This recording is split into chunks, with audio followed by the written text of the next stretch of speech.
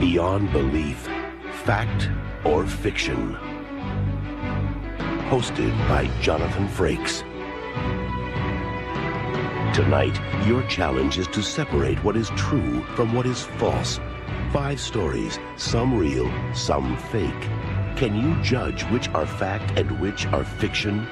To find out, you must enter a world of both truth and deception.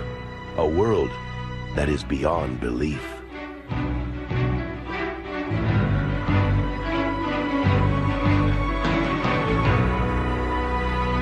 Step right up, ladies and gents. Keep your eye on the little pea. Which shell is it under? Anyone can win this simple game of observation. Let me guess. You've chosen this one.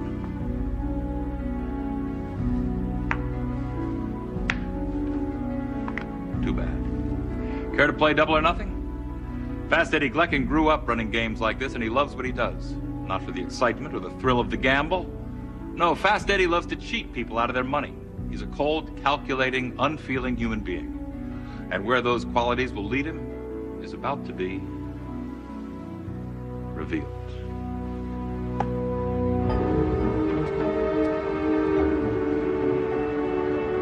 Jenny was the ex-wife of Fast Eddie Gleckin. Eddie was the owner of a cheap tavern in a rundown section of Brooklyn where I tended bar. He was the kind of guy who would cheat his best friend out of $1 and brag about it afterward. I should know. I was his best friend. What are you doing here? I told you never to come down here. I know, but I came to get the money you owe me, Eddie. I don't owe you nothing. And you're nothing to me. You were a mistake. That's it. You owe me 5 months back alimony and child support. It's the law. Oh, okay. I tell you what to do. Hire yourself a lawyer and sue me. And then in a couple of years, we'll go to court and you'll lose. Don't you care about your kids? I care about me. Eddie Gleckin, not those brats. They're your kids, so get out of my face.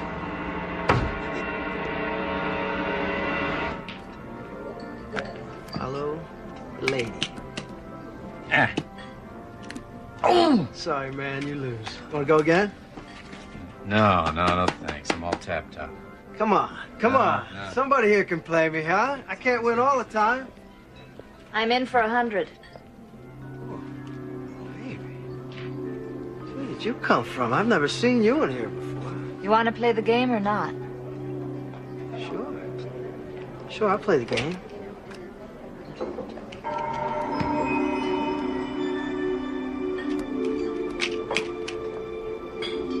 You seem pretty sure of yourself. You lose. You cheated, Eddie. What are you talking about? I saw you. I run a fair game here. You can ask any one of these guys. Tommy, why don't you tell me? Yeah, sure. Eddie's an honest guy.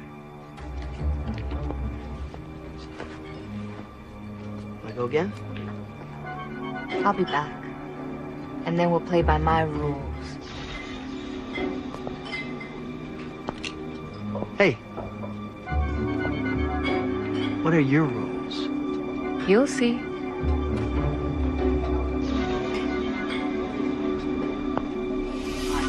For the next 2 weeks, Fast Eddie couldn't win at anything. Craps, poker, 3-card monte, whatever the game, he lost big time. He didn't know how, but he really believed that that beautiful babe at the bar had put the jinx on. Never do it. You never do it. Thanks for cooling off. Let's go. Eddie, come on. Eddie, come on. Come on. Where are you going? Hey, how much money? Here's 10 more. Come on. Come on, there's enough money down here. Let's go. You gotta come on. Throw the dice in.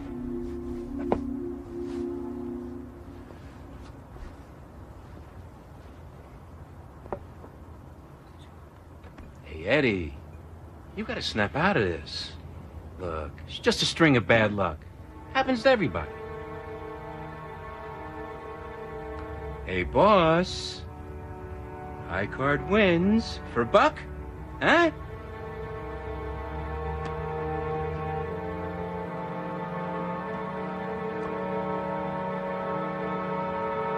Jack, you can beat that.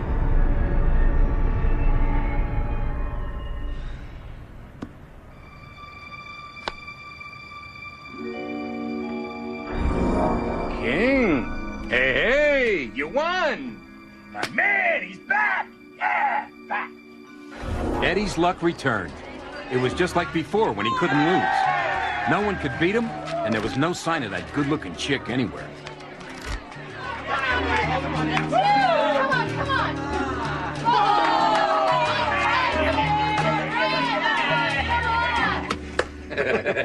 I'm so sorry to do that to you. Hey, Eddie. What are you doing here? I'm not giving you any money, so you might as well get out. Eddie, please. The baby's sick, and he needs to see a doctor. I don't have any money. You gotta help us out. You got to. I can't believe you came down here. I can't believe you came down here. Take it easy, Eddie.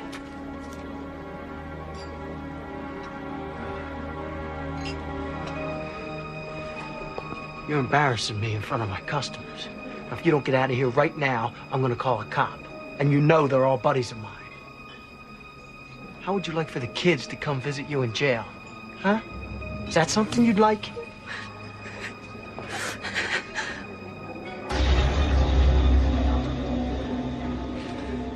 You? I let you start winning again, Eddie. You had your chance for redemption, but you failed the test. What are you talking about? I had a little streak of bad luck, all right? It's over, so get out of my bar.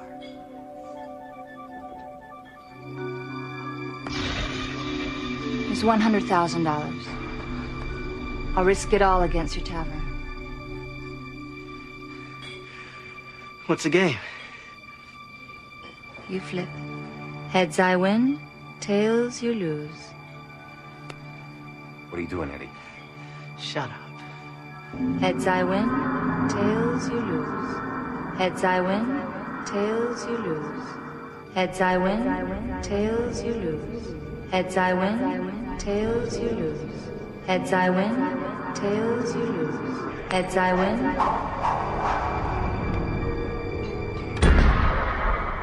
Heads. I win. Eddie, what did you do? Heads I win, tails you lose. That's the oldest sucker bet in the world, man. What's wrong with you, man? I don't know. I couldn't help myself. Congratulations, Jenny. The tavern's yours. What? I won it fair and square, and I'm giving it to her. Wait a minute. Who are you? I gotta know. Maybe I'm the patron saint of abused wives. There's one thing for sure, Eddie. You'll never win at anything again.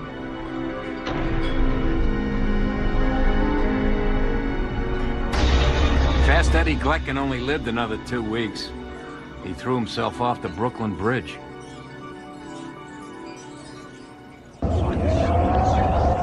Who was the mysterious woman who seemed to hold Eddie's fate in her power? Was she really an avenging angel acting on behalf of Eddie's ex-wife?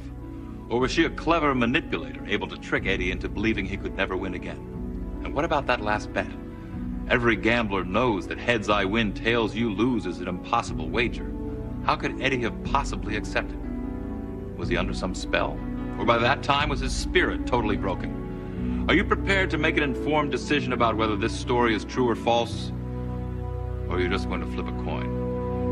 Find out whether this story is true or false at the end of our show. Next, a sleepwalker brings a curse on his family on Beyond Belief, Fact or Fiction. Can't sleep? That's why devices such as this one were invented.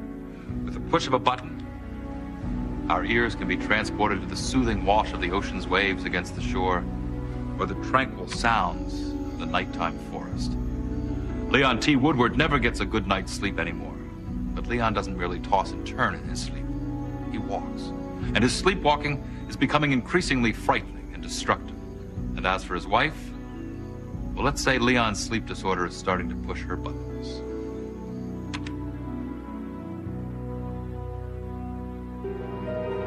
My husband, Leon, was struggling to keep his business from going under. We had a beautiful little daughter and what I thought was a happy marriage. But soon after our finances worsened, Leon began to leave our bed at night and go for walks in his sleep. Leon would frequently trip over Peggy's toys. He even smashed her favorite dollhouse. I was worried he would break his neck. What? What happened? You were walking in your sleep again. Did you hurt yourself? I don't think so. Leon, we have to do something about this. I know.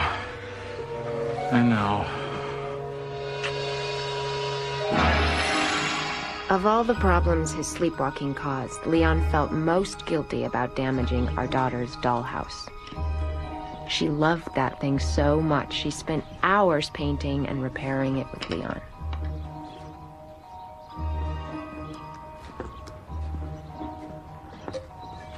See? Daddy fixed it. I told you it'd be all right. Thanks, Daddy. And I'll try not to be so clumsy next time. At least your dolls are all right.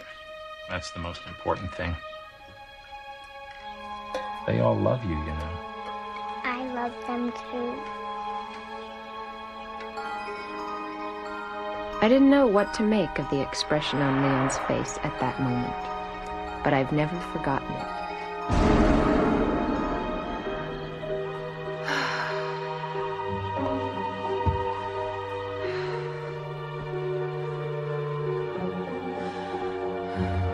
Months passed and Leon's condition worsened. He began going on longer and longer walks. The doctor suggested that we put bells on his wrist so we could hear him. And thank goodness we did.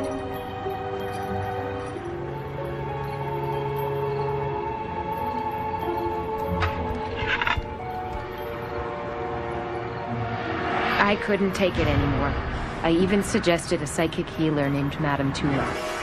She had the reputation for being melodramatic, but I could put up with the theatrics in exchange for some answers. What's wrong?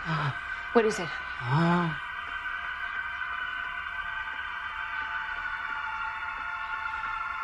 Someone has cast a dark and ancient spell. Spell, come on, this is ridiculous. You have been hexed, Mr. Woodward. You are doomed to wander in the night for the rest of your life. You will leave your home one day, and you will not return. Well, wait a minute, this is crazy. What can we do about it? How do we break it? I'm sorry. There is nothing I can do. Listen, I'm never gonna leave you. I love you.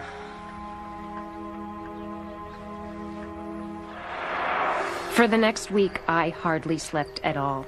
I laid awake every night, making sure Leon was still there next to me. We even discussed securing him to the bed, but only as a last resort. Now I wish we had. Finally, exhaustion took over, and I fell asleep against my will. I'll never forgive myself for that. I ran through the house, listening for Leon's bells. But I heard nothing. This time, Leon was gone. I feared Madame Tula's prophecy had come true. Leon! Where are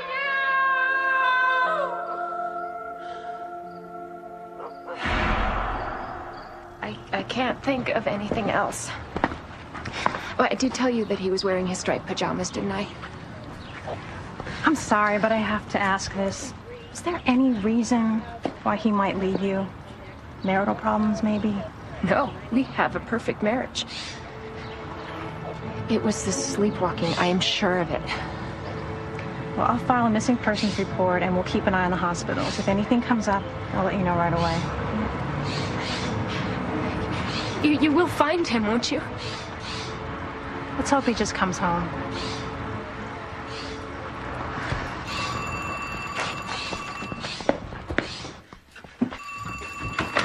Hello? Hi, Mom. No, not a word. I'm going crazy. He could be lying somewhere hurt. What am I gonna do? I love him so much. What if that old woman is right? And what if he's gone forever? Mommy? Hang on a second. What is is it, honey? I know where Daddy is. I'll call you right back. Where? Where is Daddy? Come with me, I'll show you.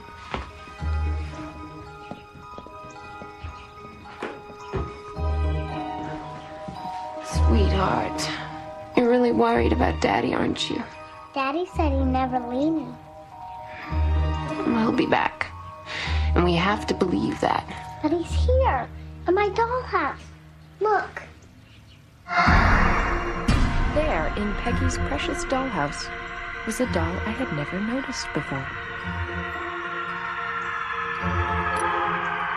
See? It's Daddy.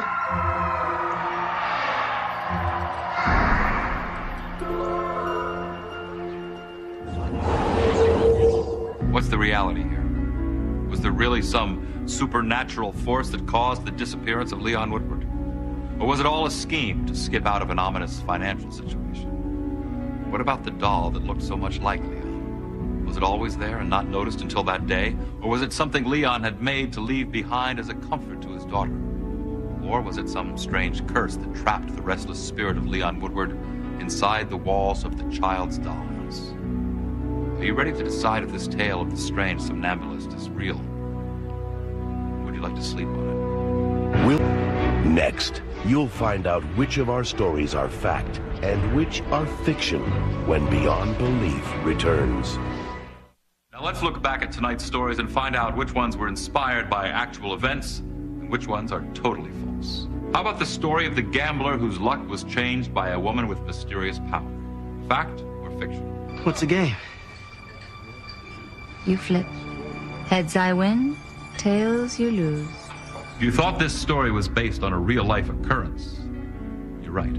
It's inspired by a bar and grill where a similar story took place in the late 70s. It happened.